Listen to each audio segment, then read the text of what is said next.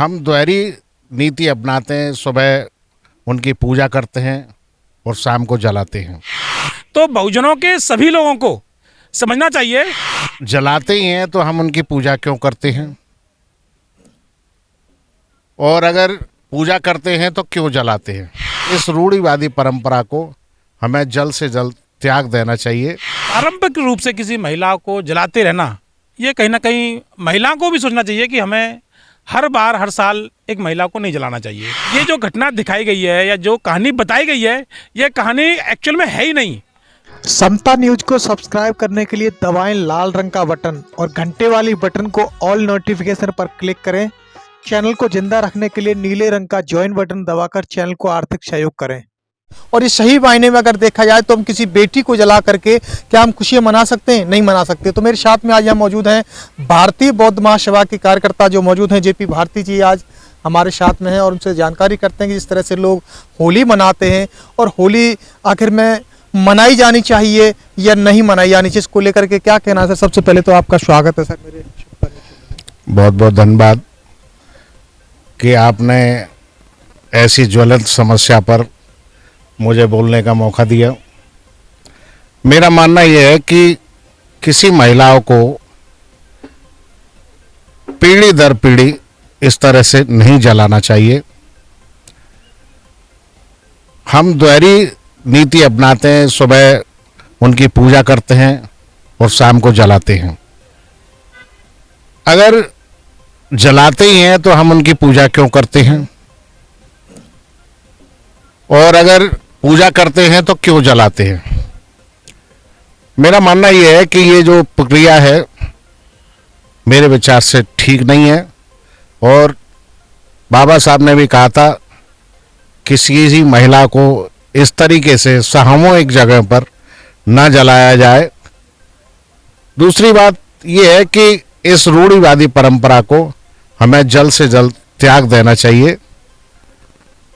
ये दो बातें एक साथ नहीं चल सकती कि हम उन्हें पूजा भी करते हैं और जलाते भी हैं। अगर उन्होंने गलत किया है तो उनको पूजा क्यों जाता है, और अगर सही किया है तो उनको जलाया क्यों जाता है।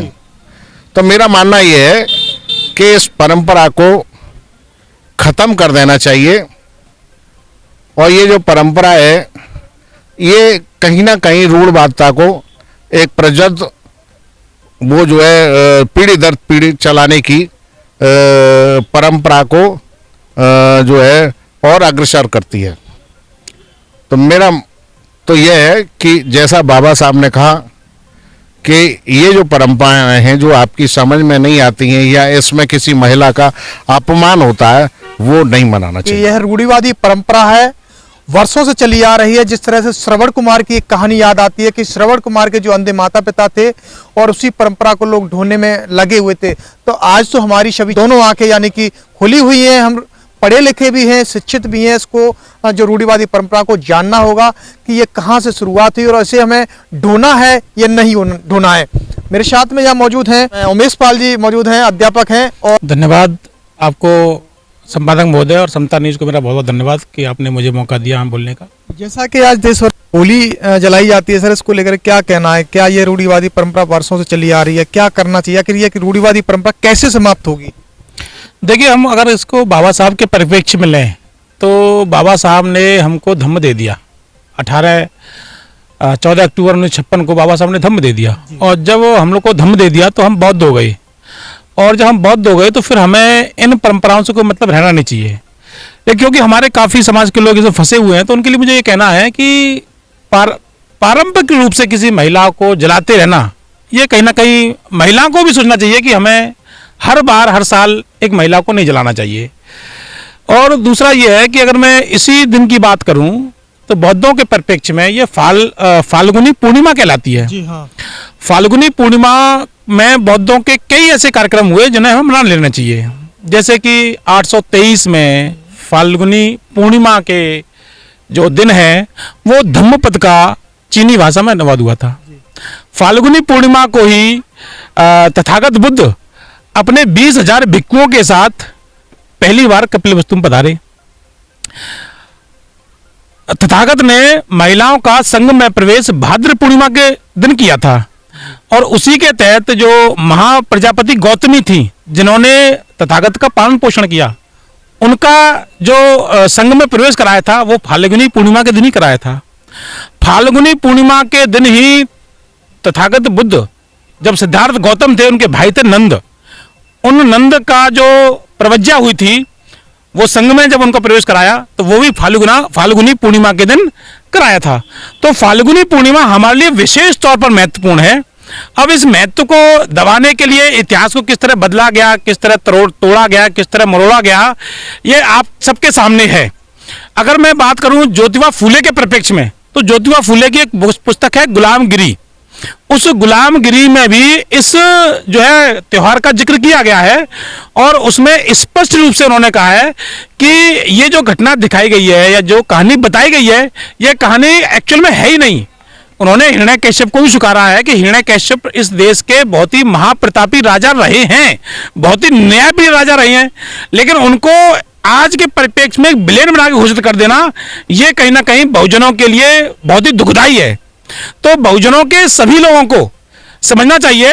हालांकि मैं ऐसा नहीं है कि बहुजन लोग समझ नहीं रहे हैं। आप डॉक्टर रतनलाल को देखिए, आप जो है नीरज पटेल को देखिए, आप लक्ष्मण यादव जी को देखिए, शंभू कुमार को देखिए, तो वो इतिहास को बाकायदा निकाल रहे हैं पत्रकार के रूप में, एक्टिविस्ट के रूप में, है ना, बुद्धिजीवी के रूप में। तो वो इस चीज को, इतिहास को बाहर निकाल रहे हैं। तो अगर आपको सही जानकारी चाहिए तो आप ज्योतिबा फूले गुलामगिरी पढ़िए, बाबा साहब की हिंदू धर्म की पहेलियां पढ़िए।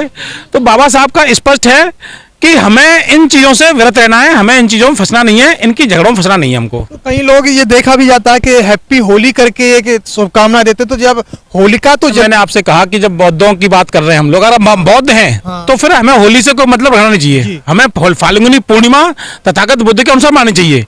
अब मैं उनके बारे में बात करता हूँ, जैसे आप कह रहे हैं कि वो हैप्पी होली करते हैं, तो एक्चुअली अब इस कहानी को पूरी तरह बताया जाएगा तो बहुत ही शर्मनाक कहानी निकल के आएगी उसमें, जिसका जिक्र मैं यहाँ नहीं करना चाहता हूँ क्योंकि फिर कुछ लोगों की आहत है ना, भावनाएं आहत होती हैं, तो उस पर जाना हमारे लिए बेकार है।